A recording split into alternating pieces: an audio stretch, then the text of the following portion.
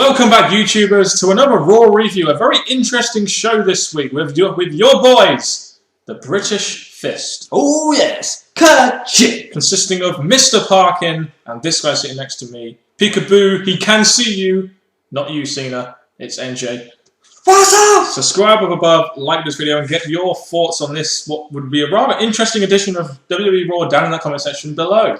Make sure you contact us in the link in the description box below. Yes, and it's the road to WrestleMania for WWE, but a WrestleMania 24 review will be out on Wednesday for all you guys to drool over, hopefully. And with Victory Road being this weekend, the next WrestleMania review, which will be WrestleMania 25, won't be uploaded until the Wednesday after this Sunday. So there'll be a week gap there, just to let you guys know.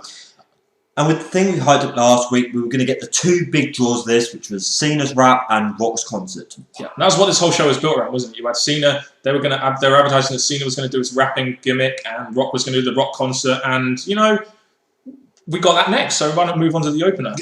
We open up the show with Jerry Lawler hyping up the Rock and Cena segments for tonight, and then we get Cena coming out to what was pretty much a chorus of boos. It's kind of what we come to expect from Cena, but he did come out using his old Thugonomics gimmick, which I must admit I did kind of mark out for. I did enjoy the addition of, especially with his old music and his old gimmick, and that is the gimmick that essentially got him over when he was, you know, when he was first pushing WWE, wasn't it? Well, the fact that it's a one-time thing, the booing, I'm thinking if people like this scene, they would have should have cheered him. But the fact he's seen it and it's going to be a one-off thing, I can see why he got the boos. But the segment itself, very nicely done. It definitely gave Cena his chance to actually insult The Rock in a way that actually got him over in the past, like Dan said. So that way, it did bring Cena out as the character that people are going to look at. I mean, it was Cena playing to his strengths, which is exactly what they did tonight. You had Cena playing to his strengths with the rap in the opener, and then Rock playing to his strengths in the main event doing the Rock concert, which we all knew he was really good at doing from the 2003 heel Hollywood Rock that we got. But this segment, to me, with the introduction of the Thugonomics gimmick and his old theme and the rapping thing and everything, it just reminded me of, you know, how entertaining Cena's character used to be, and it kind of reminds me of how boring and stale his character now is. But to see it for one night was good. I did like the way they did this segment. It didn't last too long. They only, a 2-minute rap. It was nice and quick and short to the point. I enjoyed it. It was definitely, you're not going to expect me to say this, but the way John Cena spoke, yes, most of his words were to do with last week and the way Rock has been presenting himself, like that, for example, but it came across in a certain strong way against The Rock. Still Team Cena, NJ. I don't know what you'll decide by the end of the night, but there we go. Sheamus versus Dolph Ziggler was next. We had Vicky Guerrero introducing Dolph Ziggler, and Sheamus is obviously involved with the feud with Daniel Bryan. During the match, we got Josh Matthews interviewing Daniel Bryan, who was out in the, very similar to Wade Barrett scouting Randy Orton all those months ago. Exactly, he was in the stands. So they did that whole interview with him. It was kind of, in my opinion, I do like simplicity in segments. And I do think this segment was very simple, a simple way of getting Daniel Bryan on TV and also showing Sheamus' strengths, which is in essence his power, moves and stuff. Well, there's things I noticed about this. Number one, the match is a match we've seen previously before. So it's a replay of that. And again, with the opponents that the WWE's roster have, there weren't really much that could have been done. But with Daniel Bryan, as much as, in part, I was thinking a bit of too much concentration in instead of the match, the early match, but it did get better as the match went on. And the other thing is, I do feel that AJ is only with Bryan because he's the champ. I don't think there's actually a proper thing there, and I think it's all going to come out where Daniel Bryan loses. Soon, she will be with me. She will be with me. Mr. Parkin 01, AJ will be with me because I love her and secretly she loves me. Could you not tell from the way she was looking at me in that segment? I'm just saying, guys. So, I mean, you had Sheamus get the victory, a somewhat competitive match with Dolph Ziggler, as you would expect. The introduction of Daniel Bryan. You know, I do feel that we really need to hammer this feud down a bit more, to be honest, because this is one of those feuds, in my opinion, which I'm not too interested in at the moment. I really think WWE really needs to get on that second pedal and that fifth gear to really try and hammer this feud down as a proper WrestleMania feud. Well, my reply to that would be, we had Sheamus picking his opponent and going straight to Bryan, so it did follow that quite quickly. But the build at the moment hasn't been the strongest. I'm glad what they did last week, in-ring talk between the both. I like that. But now we've just got to see what they can do in the SmackDown and then 2 weeks afterwards. On the website beforehand to this Raw, which I don't know why they didn't announce this on TV, they announced that there's going to be a GM versus GM match at WrestleMania with the GMs of both shows getting 6 people on the team. So it's going to be 6 of Laurinaitis' heels versus 6 of Teddy Long's faces, and the winner is going to be the GM of both Raw and SmackDown. We knew this was going to come eventually, and we get the news that over the next couple of weeks they're going to pick their 6 guys. We kind of got a couple of hints as to who we're going to get in the next match, didn't we? Yeah, they advertised their new website. People check it out, and you see how much they've changed and ruined Just a bit like it the in new some ways. YouTube and Facebook, isn't it? That's very true. And this change. No, this is leading to something that's going to be in the last couple of weeks. So let's see how quickly they do it, leading up to the final weeks of the Empty pay-per-view. Yep, we had Santino versus David Otunga, but John Laurinaitis, Mr. Entertaining himself, the man who I feel should take the reins of Raw and SmackDown come post-WrestleMania, makes it a handicap match. What a great booking decision by John Laurinaitis that was, wouldn't you say? Giving the heels an unfair advantage which can help get them over a little bit more. Don't you think that was a great booking decision, NJ? Well, after Santino's, as we've said in the past videos that we've done on either on channels, Santino's had great booking, so for him to get something else against him now is something different and good, and it actually shows that Laurinaitis' heel tactic against a base was very nicely done. But the thing is, when you saw Teddy Long coming out, I really thought this was going to be Santino and a stronger opponent versus Mark Henry and Otunga. I thought it was going to be a match like that, but instead it was a handicap match where the heels won. Yeah, basically it lasted about a minute and a half. It got the point across pretty quick, I guess. You had Henry pinning Santino. We wondered if there was a tag in the match, but you had Teddy Long pushing John Laurinaitis, and he really accentuated that fall, like, ah! That was hilarious. This nearly fell on me, guys. But yeah, as much as Teddy Long had lost this, because obviously Laurinaitis making this match, it was, of course, Teddy Long who got the laugh by pushing him over and embarrassing him again. Yeah, so the captains are going to be Santino and Otunga, and we get in the clue that Mark Henry is going to be on John Laurinaitis' team. We also get Kofi Kingston and R-Truth coming down to try and help Santino, and Henry dominates them all. So we've got kind of a couple of hints as to who is going to be in this match, and I hope they do sort of keep giving this to them over the coming weeks, as it does help build that feud up in the match. The thing I want to say about this segment is the match, okay, it got Laurinaitis the win for his heel team. He got embarrassed, but the thing is, they're making Otunga look too strong in this. They did make Mark Henry dominate. Henry, yeah, but my eyes were looking at Otunga, and I just think they made him look too strong, because he's not actually going to be a strong enough candidate in the match. Yes, he's the captain, but I just thought he looked too strong, and I just didn't like it. But well done, Mark Henry. I mean, he is the captain because he's Laurinaitis' right-hand man, and Santino's the captain because he's Teddy Long's right-hand man. I guess that's the way they're doing it. So yeah, that segment kind of forwarded on that storyline quite well, I thought. Again, just another simply booked segment. Usually these segments are really overbooked, so I was kind of glad we didn't get too much overbooking in this segment now to make it entertaining, but we'll move on. We get this, a TV segment, kind of reminiscent of TNA shows, which is full of backstage segments. We get, Eve Torres playing up to Zack Ryder, talking about friends with benefits, Beth complaining why she's not on TV, and they're going to have that Maria Menounos visit on Extra, or whatever the fuck that is, and Miz still wants a match, and he's complaining to Laurinaitis, and he tells him that Miz needs to win his match against CM Punk later to be on Johnny Ace's team. He's on Psych this week, wasn't he, Miz? Really living it up on that program. Oh, yeah. The thing I want to say about this is that got Beth Phoenix on TV, so hopefully in the next few weeks now she'll be making more appearances. Won't lead to it, because I don't think it's going to be a true Divas match at WrestleMania. They had the Miz get involvement, so maybe they're going to hint at the Miz leading up to something. But they had people appearing on the show, which we wanted to see. Yeah, and I do wonder if they've got anything planned for the Divas at WrestleMania. I guess we'll find out in the coming weeks. Yeah, our main event. Oh, before we get to our main event, this is the proper our main event in my opinion. Brodus Clay versus Jinder Mahal. Brodus Clay's return to TV. Has the guy lost weight? That is the big question. It looks like he's lost a little bit of weight there, Brodus Clay, doesn't he?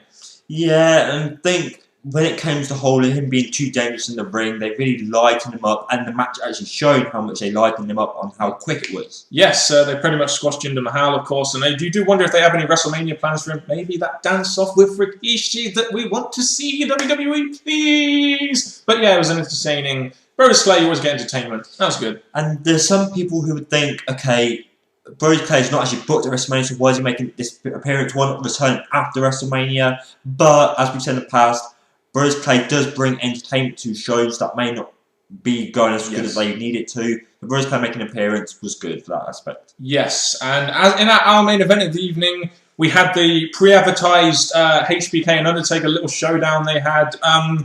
We had Shawn Michaels coming out saying that no one ever called him a loser, that Triple H was implied, and he calls out Undertaker, and they're talking about their past history and how they had respect for each other and everything. And I don't know about you, NJ, but What did you think of this segment and the way it was done? I mean, I didn't think this was Taker's best promo work.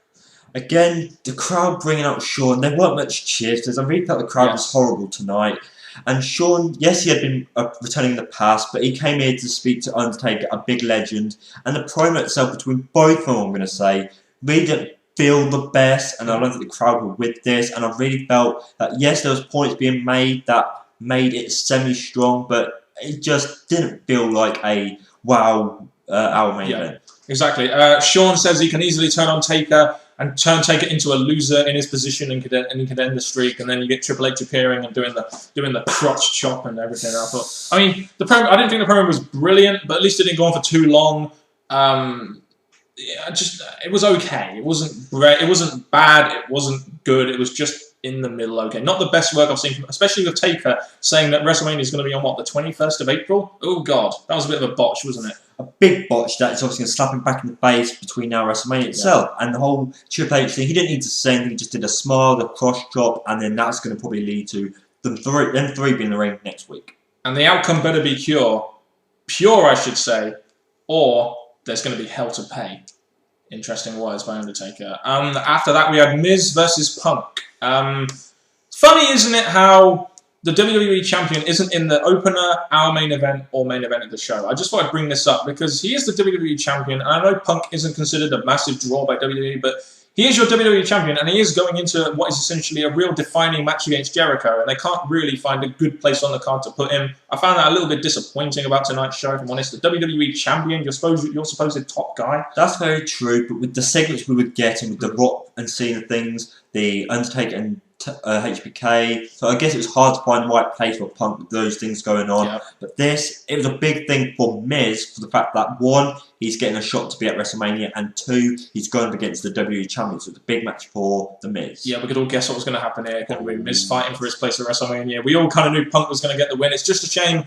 It seemed to just go straight to adverts, and it was kind of like we didn't really get to see much of the match. We had James Rodday from Psych announcing Miz and Punk, and he actually did all right on the mic. I kind of entertained what he was trying to be like CM Punk and trying to be Miz, and it was good. I mean, at least he seemed like he wanted to be there and everything, unlike most announcers that we get. His mic skills were pretty good against this because obviously he bigged up his boy Miz and just gave CM Punk the quick entrance and thing. But again, for fans who watch the show liked it, but I personally say it weren't really the celebrity that gave us a good feeling to this. But I mean, this was all about really the aftermath, wasn't it? With you had CM Punk winning the match, and then you had post-match Jericho on the Titantron, and they really made this feud a bit more personal, didn't they? Punk basically talking about that Punk is straight edge because his father was an alcoholic who let him down, and you're kind of like, whoa, they're really taking this feud to a new level with this. This is what Jericho is so great at, being a dick. That's very true, and bringing personal matters into the WWE could be seen as a whoa moment, because obviously it's going a bit personal, but Jericho being the guy he is, bringing stuff like that, bringing the straight edge gimmick back involved in this, and bringing I'm going to make you drink again, or make you drink, it really added something to this, but it could be seen as a bad thing and a good thing, but it made this segment, and the way Punk felt at the end, really, really good. Yeah, and the good thing about it for me was it made it feel real. And usually when stuff feels real, the feuds are so much better, and the match is so much better as well. So to make the feud, for Jericho to make the feud a lot more what seemed like real, really did improve the feud for me. Even though best in the world versus best in the world is essentially the storyline of this feud, we now got something added extra to it. Next we had Orton versus Jack Swagger. Again, we had adverts straight into this match, didn't we? It's kind of disappointing. A lot of the match time was during adverts in this show, and we get Orton winning with an RKO, pretty typical. And again, another what I thought a simply booked segment with Kane's pyro going off, and excuse me, that's all those Doritos and pizza we've been eating. But you get the mind games and stuff, and it was a simply booked segment, despite not being the most entertaining one. Now, what I'm going to say is that yes, it may not be noticed by everyone, but they did book Swagger in a somewhat strong way in this match. But it's obvious that Orton was going to dominate and get the win. The end of the match, yes, we were expected that it could be another Kane appearance, but they did this, used Kane's psychological thing by making the famous got when Orton was about to do his I thought it was very nicely done, and it was just a way to get Kane not actually appearing, but getting involved in Raw. It's the mind games, isn't it? And this is what I mean about just a nice, simply booked segment which furthers on the feud, which is essentially going to be featured a lot more on SmackDown. So it's nice to keep it simple on Raw and really go down into the deep and dwell with it on SmackDown, in my opinion, where the feud should be as Orton is the top guy on SmackDown, essentially. We get the news that we're going to have John Cena versus Mark Henry next week. Okay, and Christian is going to be here on SmackDown. Yay! Woohoo! He's going to be on Team Laurinaitis, brother. And then we get to the main event.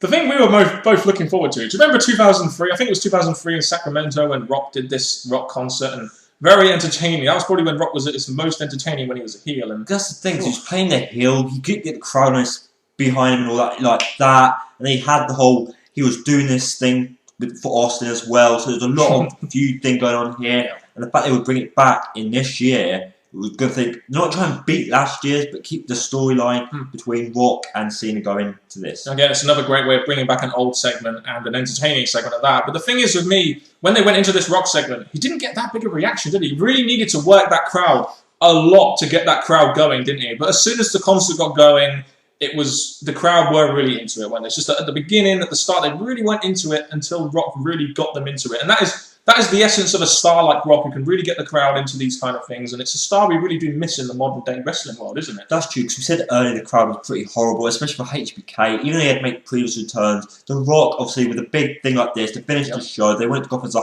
sky-high rocket. So the fact it started off not pretty good, but it built up, it definitely gave us the feeling that we needed at the end of the Raw. And yeah, I'm on Team Cena, guys, but Rock really brought his A game tonight.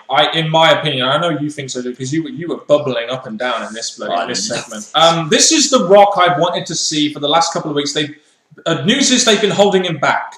But this is the Rock, the entertaining, electrifying Rock that we know and love, and obviously back in 2003, very similar to that. And, you know, it was a really, really entertaining segment, which the crowd were into, and we don't get too many segments like that nowadays. The Rock is one of those kind of guys, he's a very one-off superstar in that he can do that, and not a lot of superstars can do that in the modern day, and it just really makes you miss the stars of the past, really, doesn't it? That's very true. We can praise The Rock here, but he did exactly what Cena did in time when he mentioned last week, but he still brought his words into his songs and made them stand out, get the crowd cheering, loving it. So I think the way Rock did this, not taking away from Cena because we complimented that, but the Rock words and the way he used it, even bringing family member into this, it actually added so much to his ending segment, and I just absolutely loved it. I mean, I still feel Cena is the more serious wanting to win this, but in terms of pure entertainment and entertainment value and a great way to end the show, this was a fantastic segment. I mean, this was 100% Rock, which I loved. This was a fantastic segment. Great way to end the show. I can't really think of anything to criticise this because the crowd were well behind it. It was a very well done segment. You're playing to Cena and Rock's strengths, you know, and the Rock's strength in particular in this segment. It was just really good. That's very true. They built it up to the big thing. Actually, got the crowd going. It got the Rock going. The whole song, the whole Queen song, "We Will Rock You," was done in the Rock's words. And oh my gosh, I was joining along when he held up the mic for Cena Sucks. Absolutely great ending, and but that Cena did not come out. Gave Rock his finish for Raw. Oh my gosh, thumbs up, loved it. Yes. Cena Sucks. Cena Sucks.